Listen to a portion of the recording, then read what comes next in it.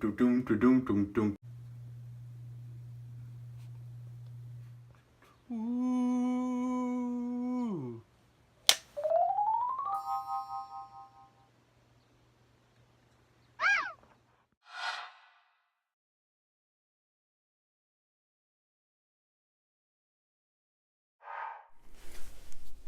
What up, YouTubers? My name is Olton Henry, and welcome back to Underrated Movies. Today, I'd like to talk to you about this a movie that came out last year. I had the pleasure of seeing it at the Tower Theater, and I thought it was so good. I had to bring my folks along and tell them, like, you guys have to watch this movie. And I don't have the DVD on me, but the movie I would like to talk to you about is Wind River, starring the two leads, well, side characters from the Avengers, Hawkeye and Scarlet Witch. If you don't know the actors, Elizabeth Olsen and Jeremy Renner. I would like to talk to you about this movie because this movie is written and directed by Taylor Sheridan.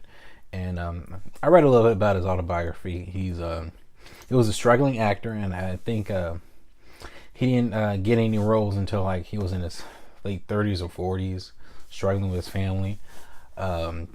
He got a show, I guess, on Son of Anarchy. I never watched it, and he ended up writing one of my favorite movies, which I will talk about in future videos.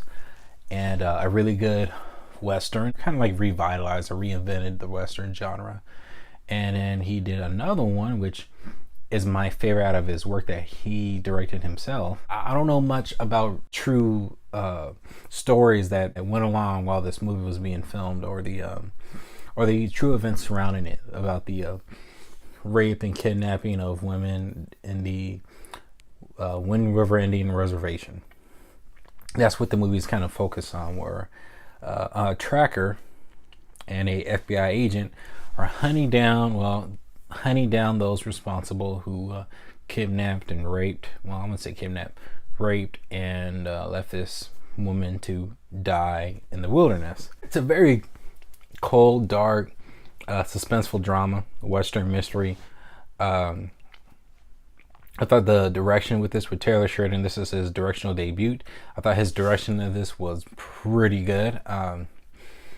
For me, for the handheld just vibe with the movie, I don't know. I felt like it could have, from a filmmaking standpoint, I didn't think the movie, he should have handheld it, but I don't know. It just felt a little. I just felt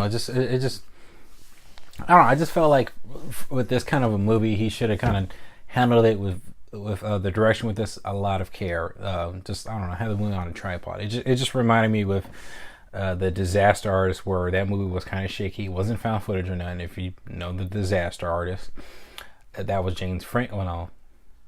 His first film to be released theatrically, and he had it on a handheld, and it kind of, I don't know, there's just some certain parts where it kind of got a little wobbly for me, but I thought he could have had it on a tripod or something.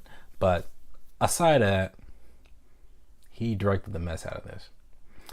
Intense from start to finish, from the opening monologue that I believe it's the victim of the girl, the victim in the movie, recites this monologue. You see her running when the movie starts fading up on screen, and then transitions like the day later, where you see Jeremy Renner just hunting. And I think it has one of the most interesting scores of 2017. I love the theme song that kind of goes along with the movie. Such a mystery, and it has that Western vibe to it. It just floored me when I heard it. And whenever that song came on, it only came on like 3-4 times during the movie. I was digging it. It goes like kind of like a depressing yet vengeful, heroic kind of like theme song for the movie. I loved it. I love that score. I love certain musical set pieces or musical score in this. I thought it was one of the best. I think it I think it should have deserved for best, or should have been nominated for best score. Performances: Jeremy Renner, Elizabeth Olsen were really good. Well done. I really liked what they did with Elizabeth Olsen's character. They didn't make her feel like she's this kind of FBI agent who's the fish out of the water scenario, where she's coming to an environment she's not familiar with, so she looks upon Jeremy Renner's character, and they don't make her a weak character, because usually they would make the female's the weaker character, where she's being saved a lot. She don't need Jeremy Renner's butt for nothing except for that. She can handle her butt on her own. She's mostly into the action scenes, though. There's only two action scenes in this. She's mostly doing the action scenes in this. I believe Jeremy Renner's character carries the movie. His character kind of he's a victim to one of the tragedies of his daughter missing. The movie starts off with him already being divorced, taking care of his other child,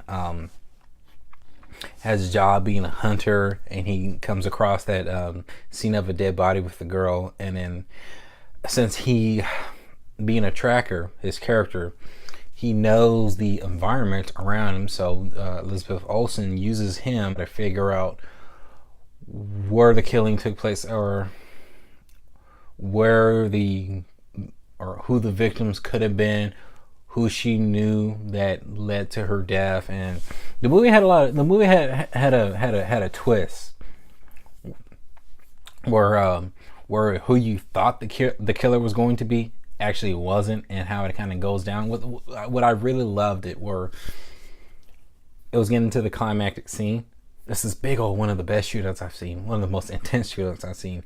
Right before they go into that, they do a transition scene, a flashback scene, where it shows a special cameo by the Punisher about what happened and what led to the event to her death. And then bam, right after that, I loved how they edited that specific scene for that movie. And quite frankly, I really don't have any issues with this movie. I really love this movie. When I watched it, I had to watch it twice, and then when it came on Netflix, I save that stuff to my watch list.